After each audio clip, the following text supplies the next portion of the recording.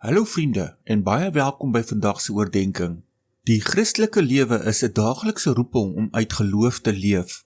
Die geloof waarmee ons redding in Christus ontvang het, is dieselfde geloof waarin ons elke dag moet wandel. Die oomblik toe jy in Jesus as jou verlosser geglo het, is jou ewige redding afgehandel. Jou plek in die hemel is vir altyd vas en veilig. Tog roep God ons nie op om stil te sit nie.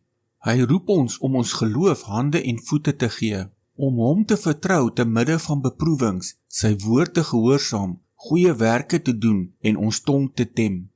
Ons skrifgedeelte vir vandag kom uit Hebreërs 11 vers 6, wat soos volg lees: En sonder geloof is dit onmoontlik om God te behaag, want hy wat tot God gaan, moet glo dat hy is en 'n beloner is van die wat hom soek.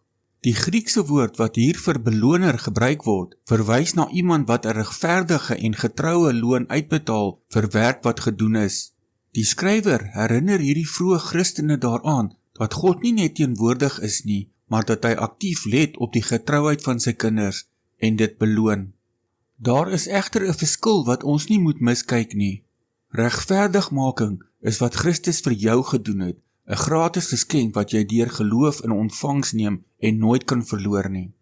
Beloning is hoe jy vir Christus leef. Dit is 'n ewige skat wat gebou word deur jou daaglikse gehoorsaamheid op aarde.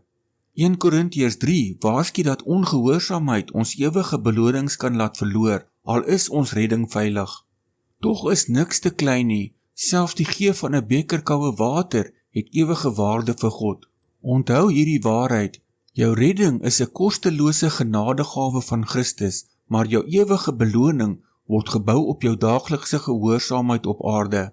Niks wat jy in geloof vir die Here doen, is ooit te vergeefs nie. Neem vandag klein gehoorsame treetjies.